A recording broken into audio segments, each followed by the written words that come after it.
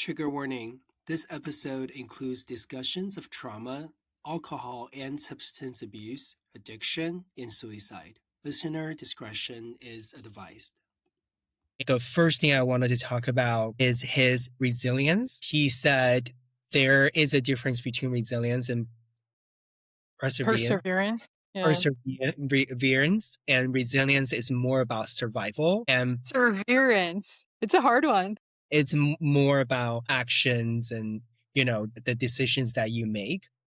And I know that in our episodes, we talked a lot about making decisions about creating the best life that you want or being the best version of yourself.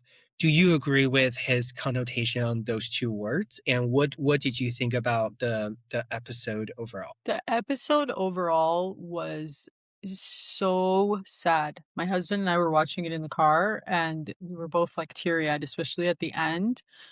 Because I can't even imagine, first of all, as a parent, to have to do that and to talk to your children in that format, essentially after you're gone, and to leave your kids behind so young.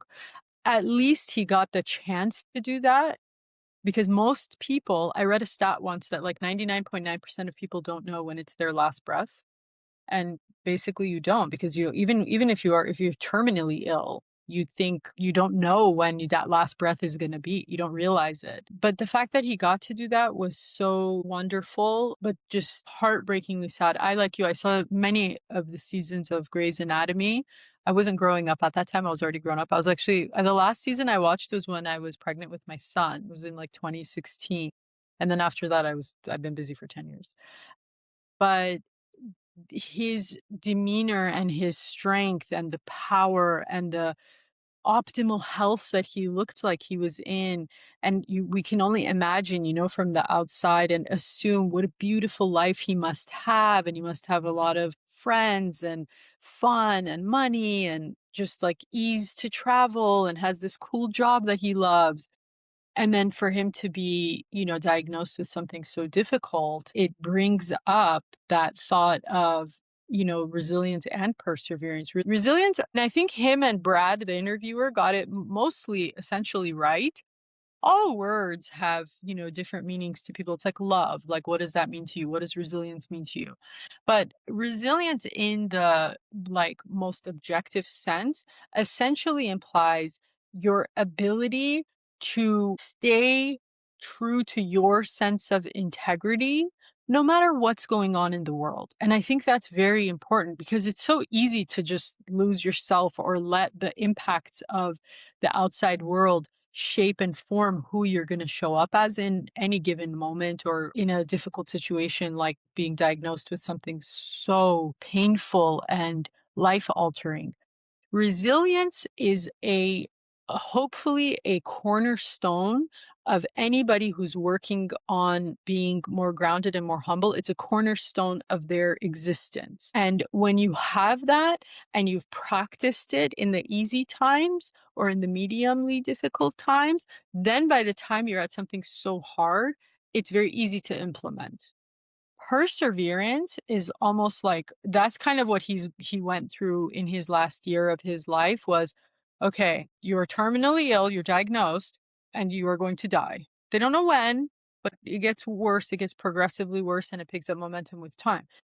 To be able to persevere through that kind of almost muck, and to just keep going through and say, I'm going to keep trying. Like he told his daughters at the end, he was like, no matter what happens, like fight through it. Don't give up.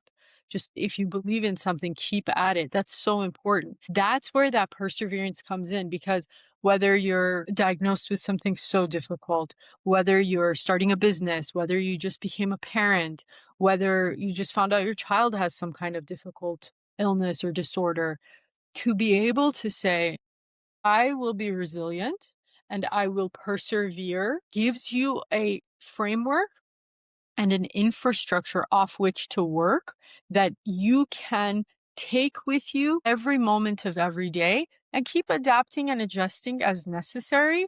But in the grand scheme of things, be able to say, I know where I'm going. I know what I'm doing. I believe in this. I know there's a way. I'm going to do my absolute best.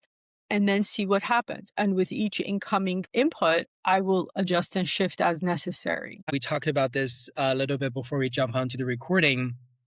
This, he said, was one of the most in-depth conversation that he had. And I think that as somebody who is famous in Hollywood or is well known for his craft, we always assume, that maybe not always, but sometimes we assume that this person must have everything. He talked about loneliness. And he said, I can feel lonely in a crowded room. And I think with his battle with drugs and alcohol, I can only imagine how, he talked about leading a double life, how lonely that must be. And it just kind of reminded me that when I look at other people's life, and I say this to my therapist all the time, I'm like, I don't understand why this person is not going through something as traumatizing or as hurtful. I guess I lacked a level of empathy or compassion towards people around me and thinking everyone has it together, but I don't. And I think that shame is what created my loneliness. And I just wanted to kind of like really emphasize on, the fact that everybody go through things that we might or might not see.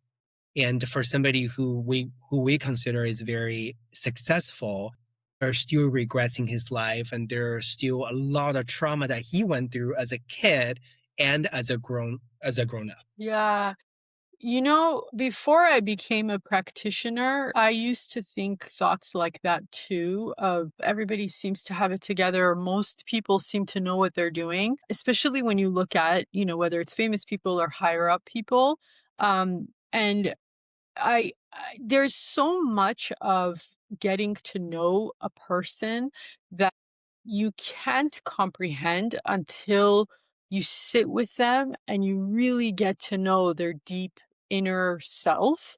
And oftentimes people don't even know these things about themselves. One of the reasons why I changed my practice to talk to people for hours and hours on end was because I was trained in psychoanalytic psychotherapy, which is like the Freudian modality, which they'll do either like 2, 3, 4 hours in a day, or they'll do like once a day for like weeks on end to just keep going more and more and more in depth. But when I couple that with the life coaching and I go in depth, and then because Freudian is very like blank slate, like you don't ask questions, you don't really talk, you just let the person keep talking and they'll eventually figure something out. But I kind of condensed that into that few hours. And it made me so sad that he was saying that he had never had a more in-depth conversation than that one. Because I was like, I wish that more people had the chance to sit with a very skilled practitioner for several hours and to just keep digging and go more and more in depth. Because what I hear from people all the time is, I never put those things together, right? Or if I suggest something or they figure something out, I never realized that was because of that. I never even thought that that could have been the trail that led here, right? And we were also briefly talking about how his father's suicide might be related, as he carried that stress from 7 to early 50s to have triggered the ALS. And that is actually very possible. That is actually very, very possible. Losing a parent is a completely head to toe on a cellular level, like he mentioned, shock to the system, right? You don't necessarily go back from it. And I didn't necessarily agree with what he said about you kind of just have to learn to deal with it. You have to just learn to cope with it forever. I remember when I went to I had to do therapy myself when I was becoming a therapist. Um, and it was an older woman. She was probably like in her 70s. She was so wonderful. I learned so much from her. But the last time I went and I saw her, maybe second to last, she told me that, and I had bouts of depression at that age, like late 20s, and probably for many years before that. And she told me, she said, you just have to, something to the effect of, you just have to know that you're going to have this your whole life, and you just need to learn how to deal with it. And I was, I'm so high achiever. I was like, hold on. It was like the Michael Jordan. I don't know if you've heard the saying where it's like, and then he took it personal. Like he takes the challenges like, and I'm going to show you, I'm going to do better. And I took that and I was like, when I become a practitioner, I will never say anything like that. Like, because the mind and the body, if you really study the neuroscience of it, even if you had a loss as an early child, even if you had trauma as a child or teen or in your 20s, whenever, at any point in your life, you can, on a cellular level, the same way that the trauma changed you, you can change how the trauma functions in your body and then get rid of it. Because before the trauma, it didn't affect you on a cellular, there was nothing to affect you. And then something happened, you had incoming information, and then everything mutated and formed to operate differently. The same way that that shock to the system happens, you can manually take your mind and say, I'm going to keep adjusting. I'm going to keep morphing. I'm going to keep changing. Some people with a lot of willpower, they can do that in one go. They'll say, you know what? That's it. I'm going to quit alcohol. I'm going to quit weed. I'm going to quit cigarettes. I'm going to quit being angry. I'm going to quit crying. I'm going to quit having anxiety. Every time I get anxious, I'm going to take a deep breath. I'm going to stand tall and I'm going to say, I got this. It's okay. Everything is okay. And then you start rewriting how your cells function, because whatever you tell yourself is however your cells will function. And for him, it makes me so sad. I used to work in LA. I had a lot of clients who were in LA, actually a lot I used to work in Studio City. So I had a lot of clients who were in the movie and TV industry.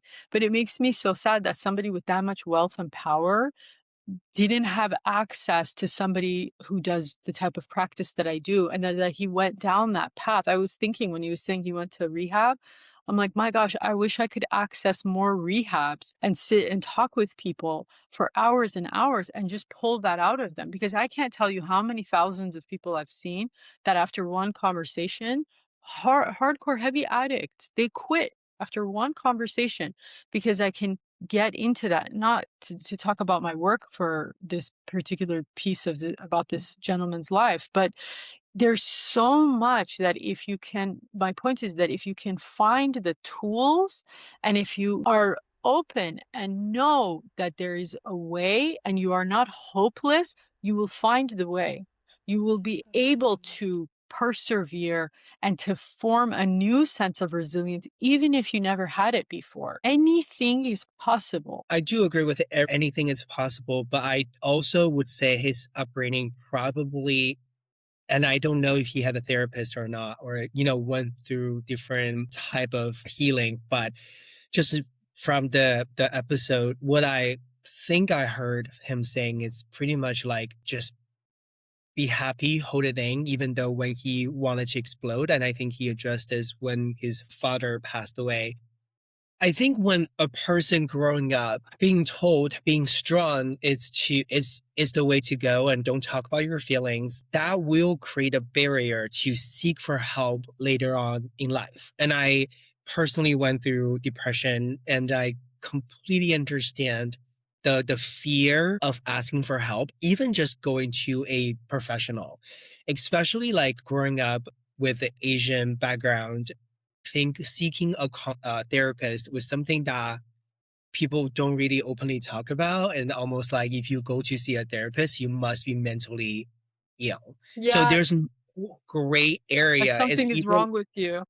right, like either you're just this always happy person, or you just damned, like this is it. Like no one can help you. People just stay away from you. Like you're a psychopath. So people don't get a lot understanding and a compassion when it comes down to like mental health is also physical health. And I also think later on when he linked into drugs and alcohol, that will create way more shame than before that. And we talked about like I drink, and like every time like if I were to get a hungover, I just feel so shitty. I'm like, this is the worst thing. Like I'm basically hindering my own progress, even though it's not as frequent. But when it does happen, it hurts me on a soul level. Like it makes me feel inadequate, because when I do finish, well, I guess the next day I have anxiety. I'm pretty much not as, functional to the level I wanted to be at. And I also think there's a level of shame where he talks about, he was like, I know better. I battled with it. I won. And then I became productive. And I think he talked about during a period of time when there were some gap between his work, he went back to it. And it's so hard for people who is looping in the same loop to be able to step out. And and I'm not a medical professional, I do agree to a certain extent we can revert trauma. And he said trauma sometimes is on a cellular level. And I just wanted to like say that as somebody who really dealt with a lot of childhood trauma, like I can say that as easy as it seems on the surface, every single day when you wake up and like you don't have hope, that's so painful and you don't even know where to begin when your trauma is so intertwined with your daily life, your experiences, your thoughts, and your vision for the future. Like, I can understand why some people choose to not open this can of worms because they don't know if they're going to make it through to the other end. They don't know if life will be better. What if life becomes worse? So I just want to say, like,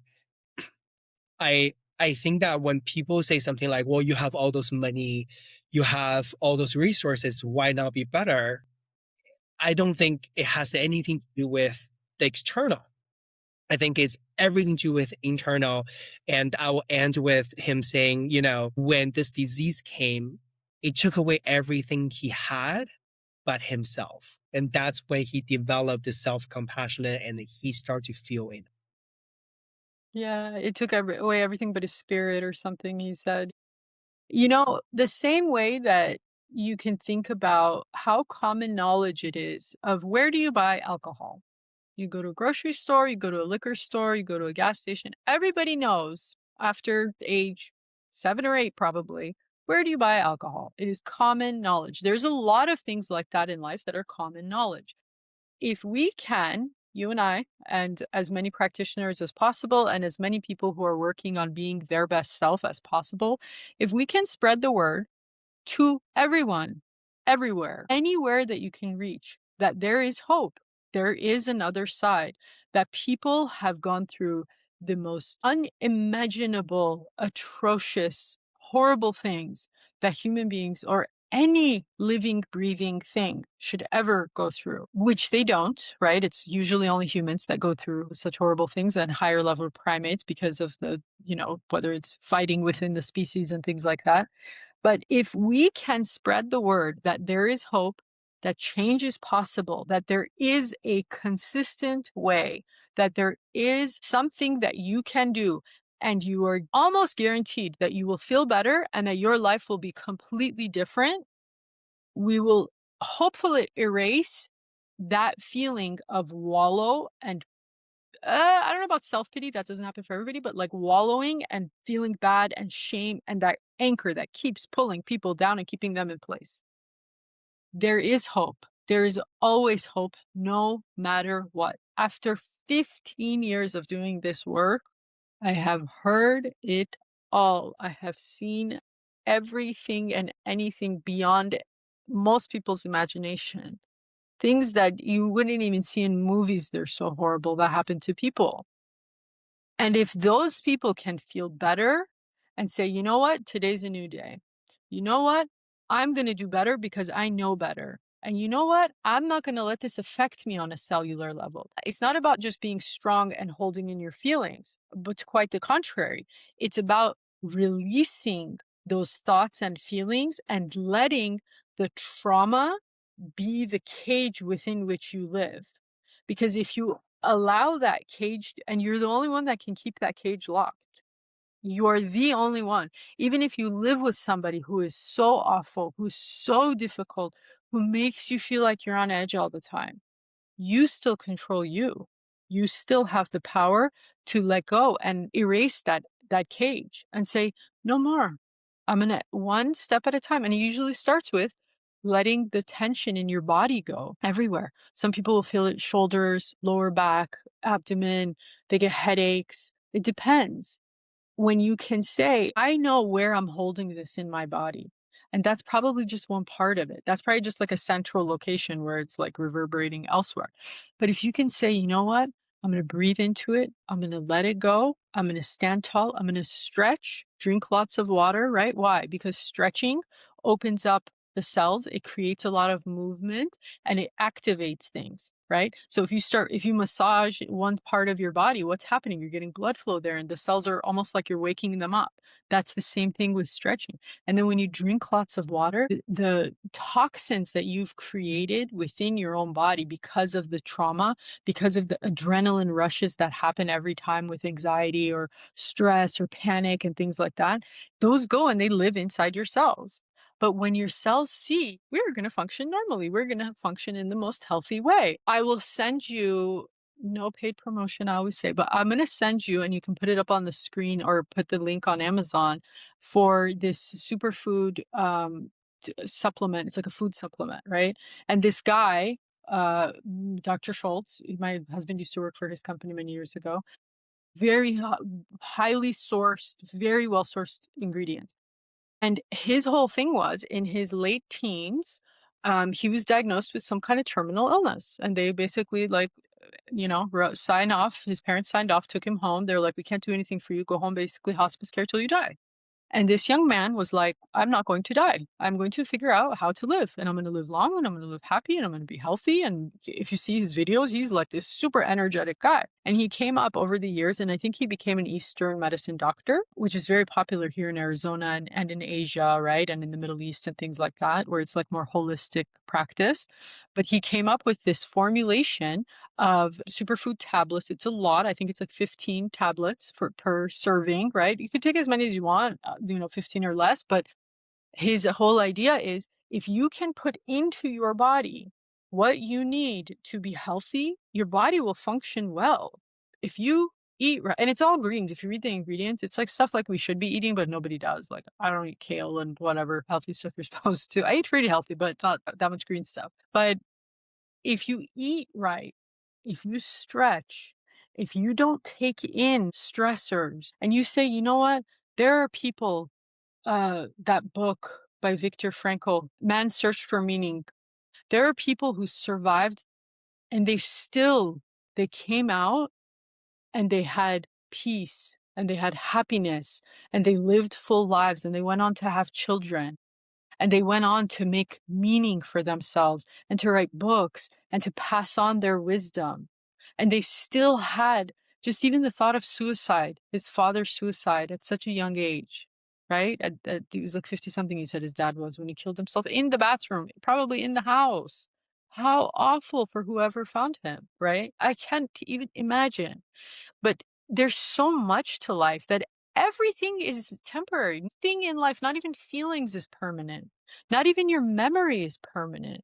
Even your memory, you have control of changing and moving around. There's studies where they take two people and they put them in the room, they have the same experience. And then they ask them right when they get out, what was your experience? And they give kind of similar, but still differing understandings of what had happened. They go 5 minutes out, 10 minutes out, 1 year out, 5 years out, 10 years out, 15 years out. And what they have found is that your memory changes with who you are in the moment that you are remembering. And you are just as sure of what happened 5 minutes or 5 years ago as you were the moment it was happening. You're just as sure. You have that same feeling of certainty, right? Everything can change. Whatever it is that's not working in life, whatever feeling you have, whatever is out of your control, those are all things that there is hope that you can take into your hands and change. Sometimes it just means getting up, grabbing your bag, and walking out the door and never looking back. Sometimes that means working with the person that you're around that's almost intolerable today, and keep learning. How do you be your best self so you be a good role model, so your energy is stronger than theirs, so that they can learn from you? Sometimes that means being patient with yourself and saying, you know what? Out of everybody I know, I had the most awful childhood. I had the most trauma. And you know what? I'm going to give to myself. I'm going to, for a period of time, or maybe for the rest of my life, I'm going to pull in all my energies. I'm going to go out there. I'm going to get my sunshine. I'm going to change my job. Who cares what I do? I'm going to go and take a walk every day. I'm going to go be in nature. I'm going to go make new friends. I'm going to go find people. I'm going to change my whole wardrobe. I'm going to get a haircut. I'm going to drink lots of water. I'm going to stretch, and I'm going to keep evolving and adapting to whatever it is that's going on in my life that I don't like, and I'm going to lean more and more towards what I do like. And if it's something that's within me, sometimes there's comfort in holding on to pain, like the loss of a parent. It's a hard thing to let go of. But even as you heard him say, he said he doesn't believe in any kind of life after death. He's like, I believe when you're gone, you're gone. Whether that's your belief system or you have the flip side belief system, the comforting system of there is somewhere where all the souls go, or there's God and there's judgment and or hell, or the bad people go there. Whatever it is your system of belief is, give into that, trust it. If you don't believe it, go research it more. We have AI, we have the internet, we have books, we have researchers, we have so much information out there. Whatever you want to change, you can. I say that speaking from America, and I'm always very mindful of that not every country in the world is as free as we are.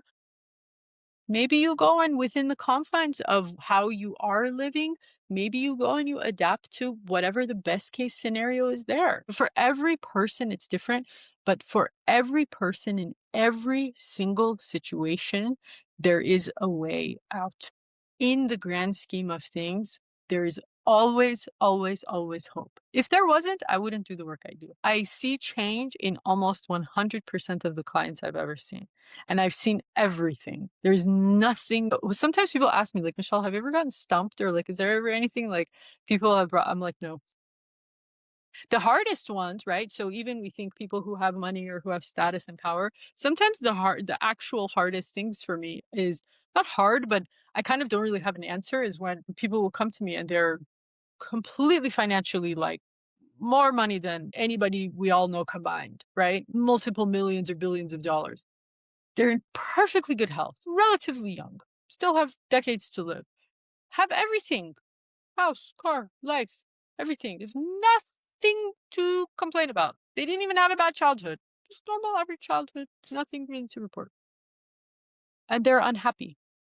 And they have that feeling, and it's just on repeat over and over and over and over again. And they just want to talk about how they're just not satisfied and they're just not happy. What does that point to? That points to human beings always focusing on what's wrong? How can I fix it? What's wrong? How can I fix it? Even when there's nothing wrong, the human brain goes to what's wrong? How can I fix it? Some people are more hypervigilant than others, but if you are thinking anything, right, even in that position, you have everything. Objectively, the outside world would look at you and say, you have everything. You have friends, you have family, you have kids, you have this, you have that. But if you want more, you want different, go out there and find it. Maybe traveling the world would help. Maybe spending all your money in your lifetime would help. Maybe giving it away and buying your friends' homes would help. I don't know. Just whatever it is that you feel like will make you more grounded, peaceful, filled, content, right? That's where you can start. But figuring that out sometimes takes very complex conversation. I remember when I finished all my training as a therapist and then I decided to work as a life coach instead, my clients were thrilled. And then my new clients would be like, I love telling my friends that I have a life coach. I love to tell people about you. Where before I used to see therapists and I was ashamed or embarrassed because I thought people would think something is wrong with me. And I'm like, I'm doing almost the same work, but I'm more interactive and I give guidance and feedback. That's what makes it so different. But whatever, get a therapist, get a life coach, get whatever title you want to call your practitioner, but just get one, because we are the experts in life. We are the ones that went and we studied that thing, right? Just like people are experts in engineering or they're doctors or they're, install drywall or whatever it is they're experts at that I'm not an expert at. If your stomach hurts, you're going to go to the ER because they're going to know. But there's no shame in doing that, right? To attend to your physical body. But for millennia, forever, basically, until maybe 10, 20 years ago, right? It was like so taboo to be like, I'm sad. I'm not strong enough. Because before therapy, before, I would say even until like the late, maybe mid 1800s, maybe before like cars and electricity and like those basic things, clean water, clean running water, maybe before all those things became household norms, from that time to the beginning of mankind, it was survival. It was like, are you seriously complaining? Like, about what? Well, you have nothing to complain about, right? you should just be strong and zip it and don't think about those things. Don't sit and imagine like what could life be like. Just go and be just go work on the farm, go like run around, play outside if you're a kid, go whatever it is that you were supposed to do, just survive, like go find food.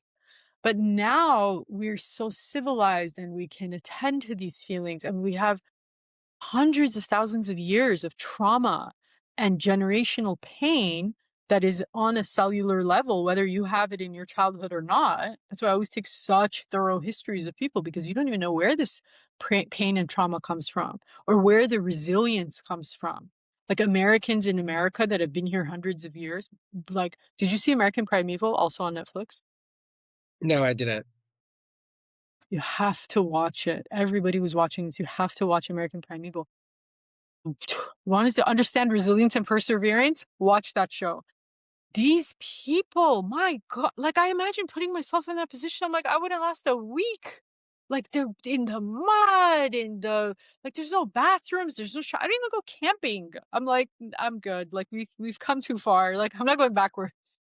But like human perseverance is unworldly almost. Our brains are so capable. I hope if anybody takes anything away from that Eric Dane documentary, is that the human mind can do anything. If he can, at a moment's notice on his diagnosis, say, I'm going to be happy. I know I am enough. I know that whatever I do, whoever I am, is amazing. Doesn't matter who you are, what you do. I couldn't believe how much that resonated with me, of having felt not quote like I'm not enough, but just like I don't know, something. Maybe in future videos I can put more words to it, but just that negative thought of like something's wrong, let me fix it. Something's wrong, let me fix it. But on like this white noise level, and like he said that, and I'm like, I'm still alive. I get to think these things, you know? And same with everybody else.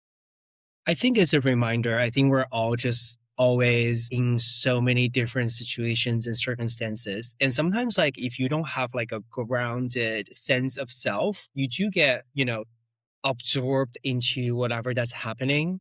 And I think that when it comes down to self worth, he said, because of this disease, it gave him a way more perspective on what's important. And one thing that he said was to be present. And that was one of the lessons he learned and he shared with his daughters. And he also said in his marriage, Rebecca was the one who showed up more in marriage, and he felt like he wasn't as present, or when things get hard, he ran away.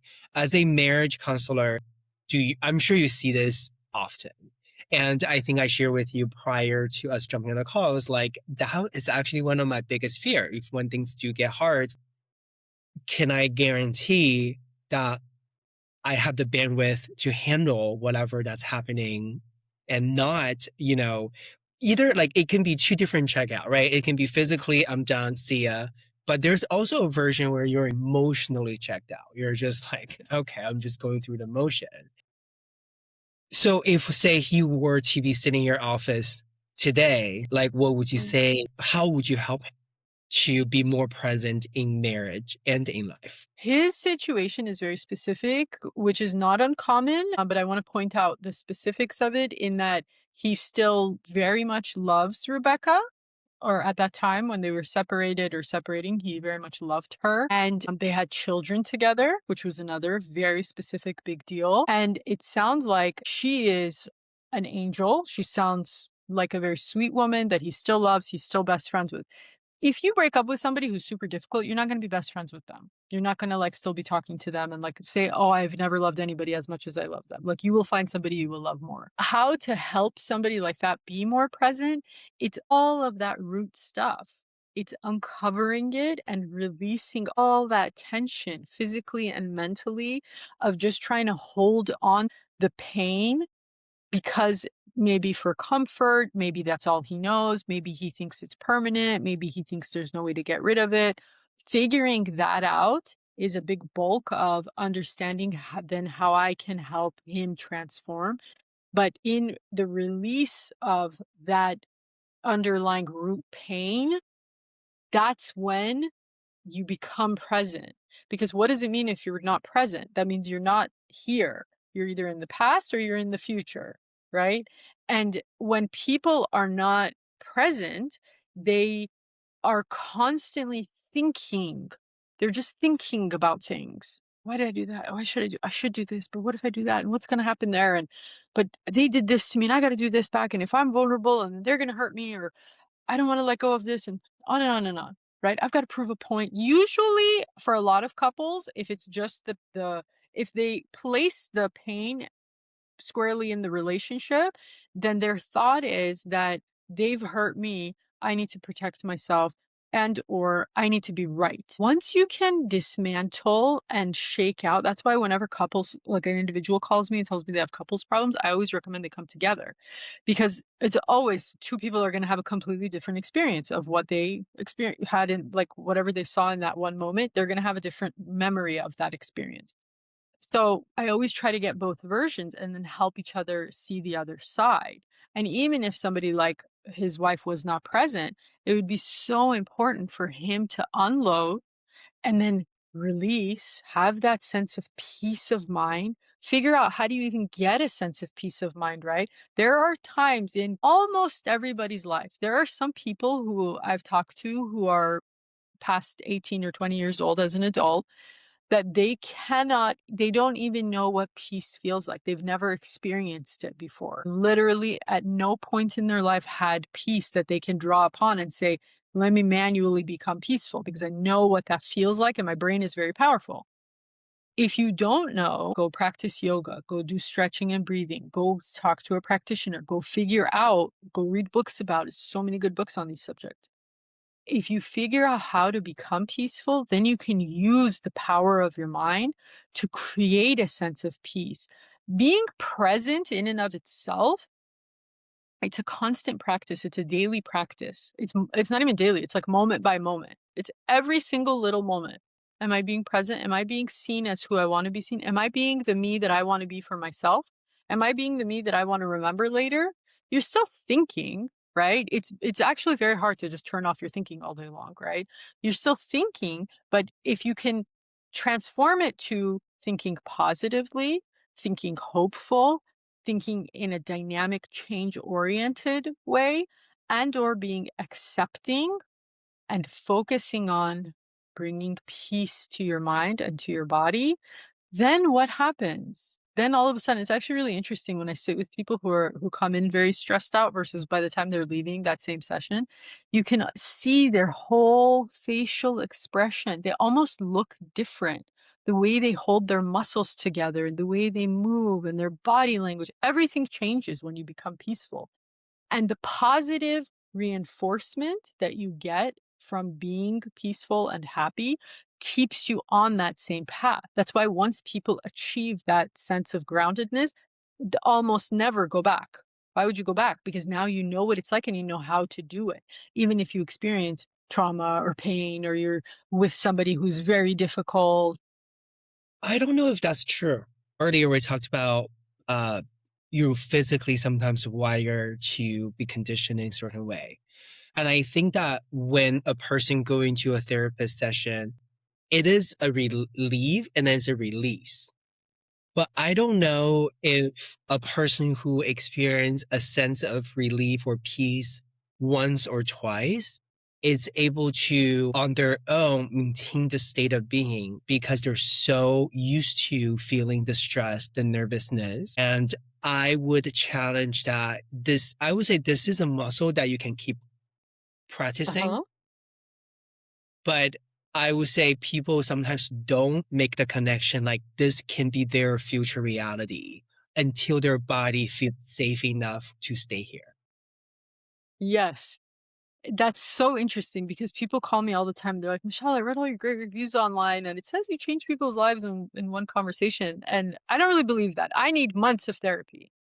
And I'm like, okay, just come one time and let's see. You'll have a really good feeling at the end. One day, Zen, when I have more time on my hands, I will create a course on how I practice and I will teach other practitioners of what I do. But it is possible. I do it every single day. I see people, and I'm telling you, once you pull out the roots of it, and it's literally like weeds. If you go in your front yard and you pull out the roots of the weed, that weed is now dead. There's nothing to grow. And you know what's left? It's an empty space. And you can fill it with whatever you want. Now, most people, almost all human beings, will not refill it with weeds again, especially people who have gone through very difficult pain. They're going to be like, I just got rid of it. I don't want that again. Now I feel good. Now I am at peace. Okay, let's say it's not 100%. Let's say it's like 97, 98%. It can be gone. And then the rest of it is a lingering reminder, A, as a defense mechanism, so you never put yourself in situations where you can be harmed, and B, as a reminder of why you were focusing on staying so grounded, because you don't want to ever go back to that. That little hint will be very helpful, right? But even that little hint, once you once enough time passes and you keep having that positive reinforcement of what it feels like to be peaceful and happy, and you can bridge that gap of I'm stressed out to I want to be peaceful, and you say, I'm going to take a deep breath, I'm going to stretch, I'm going to listen to my favorite music, I'm going to hug my friend, I'm going to go for a walk, and then I'm going to be peaceful. Once you get in the hang of that, the amount of time it takes you to get from stress to peace becomes shorter and shorter and shorter, and it becomes almost instantaneous, right? So again, it's not about not talking about your feelings, or it's not about pushing them down or not addressing them or just being strong.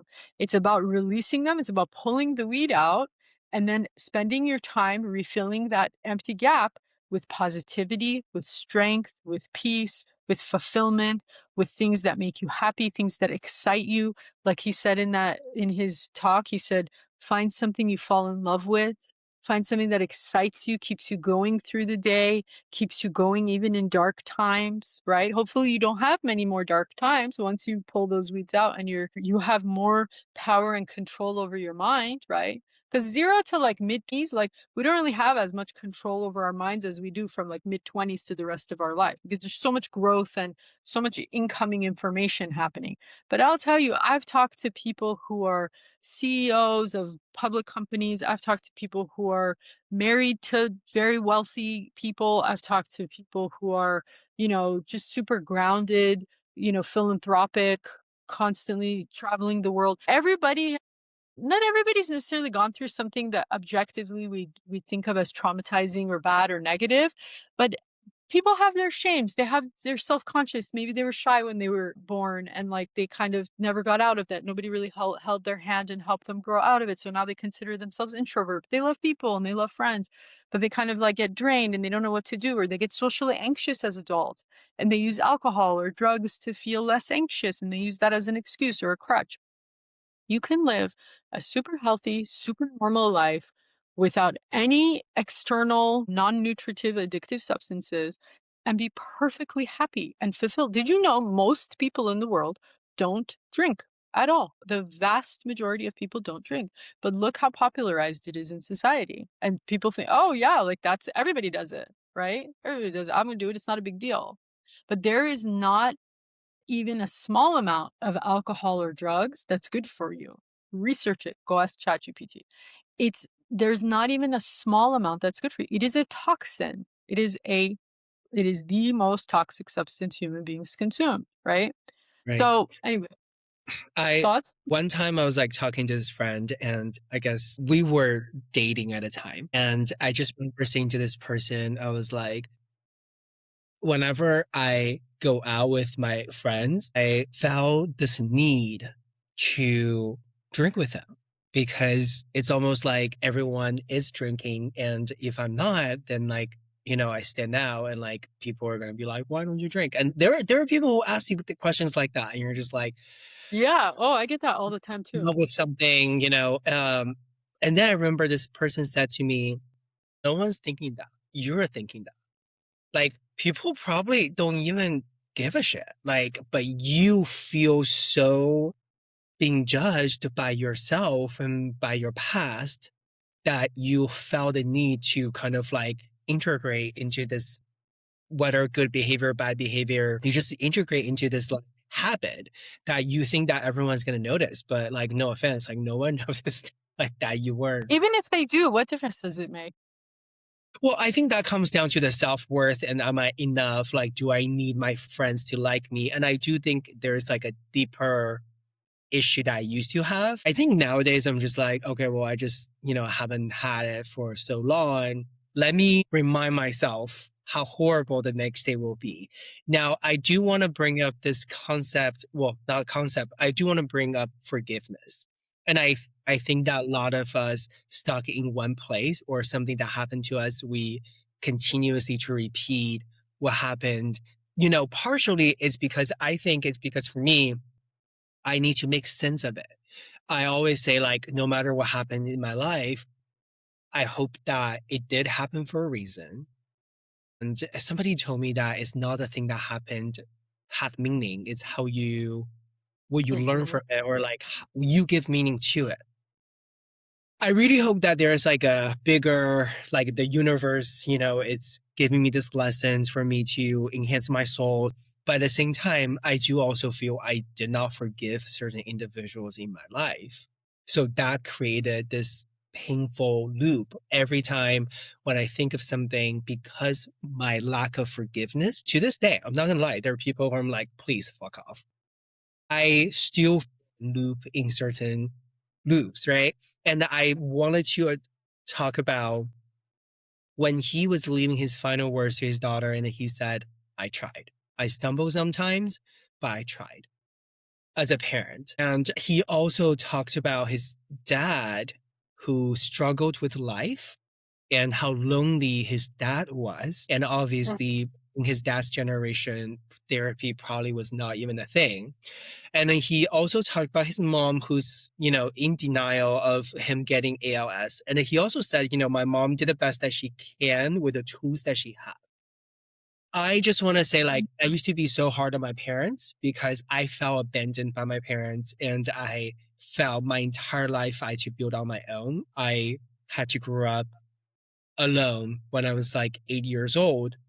So I held this resentment towards them for decades. And I think at one point I just realized I probably would never be close to them.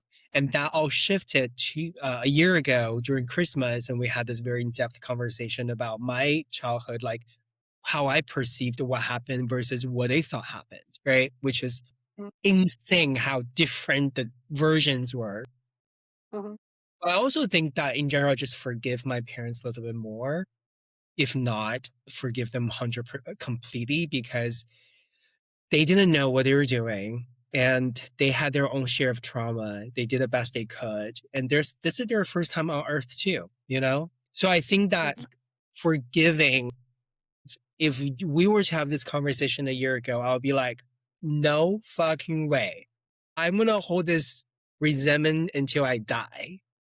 But I think as I'm growing older and the more almost like challenges I have and like this see myself like grow out of this painful experience, and kind of like to be able to relate to my family members and my friends and the people who I don't know a little bit more. Like you get to understand that people are all struggling to some degree and we're all challenged to some degree.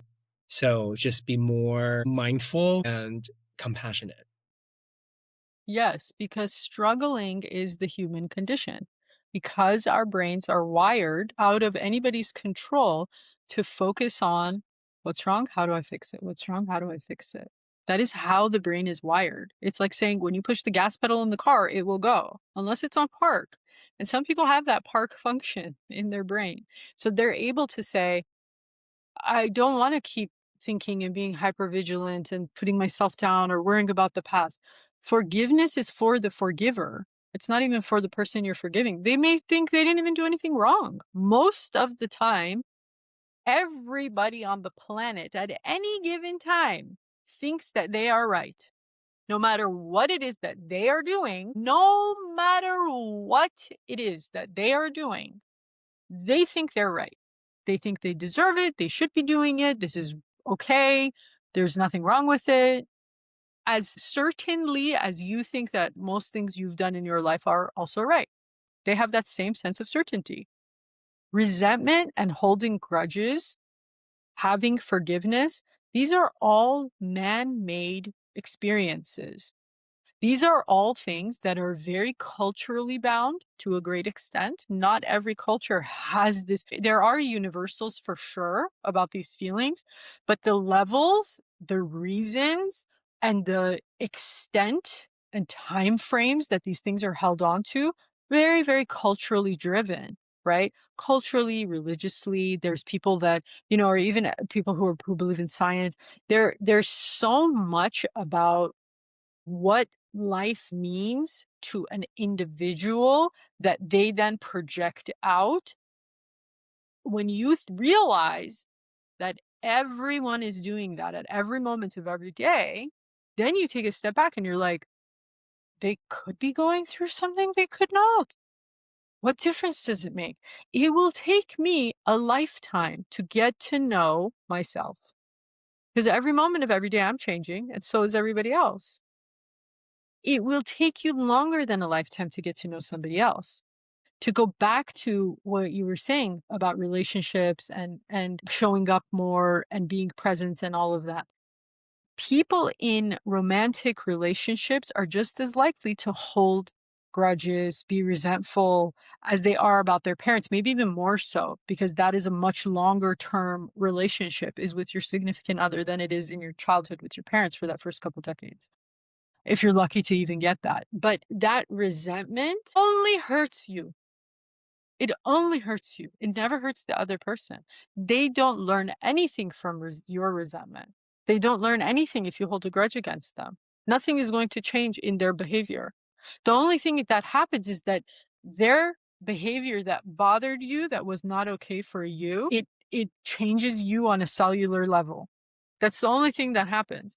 Now, if you say, I'm going to take it upon myself and I'm going to change, whether or not that person changes, whether or not that person ever realizes they did anything that I think is wrong, whether or not that person realizes that what they've done wrong is objectively wrong by society, that you put any of the 8 billion people in the world and they would say, that is wrong. That is morally, universally wrong. If that person does things like that, they have to go through their own whole overhaul to be able to change the way that their mind works. Most people who are on the fringes, on a bell curve, on the very fringes of society, of whether you're agoraphobic. I've had clients who are agoraphobic. They literally never leave the house. And there are people who do horrible crimes against other human beings, right? These two ends, and then very, very close to that is people who have personality disorders, right? And then everybody else, kind of like 90% of people just fit in the middle, just like they're going about their life like, maybe they said or did something, they didn't even mean it, or they just feel really strongly about something and they're like, I don't want to talk to people, like politics, religion, like these things, money. There's things that like divide people that you don't have to get along with all 8 billion people. You can be grounded and PC and just like nice and kind all the time. That's how I hope everybody would be. And you don't have to cause a scene about, little things, which most people, again, 90% of people don't. But what you find on these fringes is that there are some people who cause a lot of problems for a lot of people. And there are some people that just kind of fit into this, just like they're going about their life. They're doing the best they can. And these are the tools they had. You're an only child, right? Yeah. So What? you're an only child?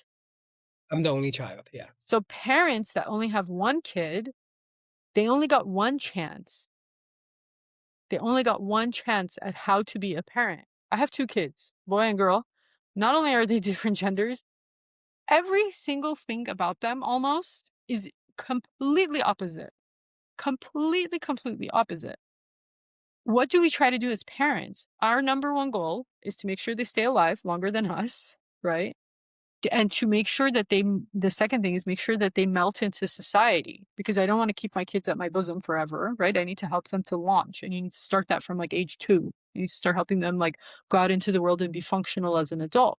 But to be able to relieve that childhood anxiety that starts before birth even, but primarily at birth, you start crying, right? That's the whole point of when you're born. But if you can help a child, if you can be so grounded to help a child relieve that anxiety, to talk to your child about every little nuanced thing that happens in their day, give them your wisdom, right? They're like an adult intern, to be able to give them your wisdom, to keep teaching them everything that they need to know, so that by the time they're 18, 19, 20 in this country, right? At 17, 18, we start pushing young people out into the world at that time where they're still seeking novel ideas. They're still coming up with innovative projects and things to do and startups and whatever. And they're at the time that they're still risk takers, but they have a little bit enough brain power to like hopefully not die, right? Once you start getting them pushed out into society, then yes, they have to be able to make their own decisions. When you don't have the practice with another child, and then your one child is like, you've done everything wrong, right? Then you're like, sorry, sorry, hopefully is what the response you get. But B, I can't even imagine how I could have done it different. It's like if you tried tennis and that was the only sport you played, and they put you in basketball, you might not be the best at basketball, because you've taken all your skills and you've put it into this one way and this one system. But to know that there's all kinds of different people in the world, and everybody operates in whatever way that they think is best, because everybody's doing what they think is right. And even if you have done things that you don't think are right, you can change those in an instant, and you can stop being that way. As long as you have a functioning brain and you're still alive, you can make changes, period. There's no ifs, ands, or buts about it. And if you have done things that have hurt others, A, don't do them anymore. But B, if you value those relationships and you're still in contact with those people, then you go back in and you say, you know what? Let's repair. I'm sorry. How can I fix this? You don't ignore them. You don't leave them out to dry. You don't, like you go in and you say, I value this relationship so much that I want to grow with you, that I want to talk to you and explain to you. And if it's a two-way street and both people value it, then that other person will say, yes, thank you. Like, I did feel hurt by this and I do want to repair. Now let's change it. And you know what? I love you. And let's hug this out and move on, or whatever people do culturally, right? But anything is possible. But always think of it. We're the ones who give meaning to resentment and to grudges. And anybody that you cannot forgive because they are in these fringes and they will not change, you don't have to forgive them, but you also don't have to hold the resentment. You don't have to forgive everybody. There are bad people in the world.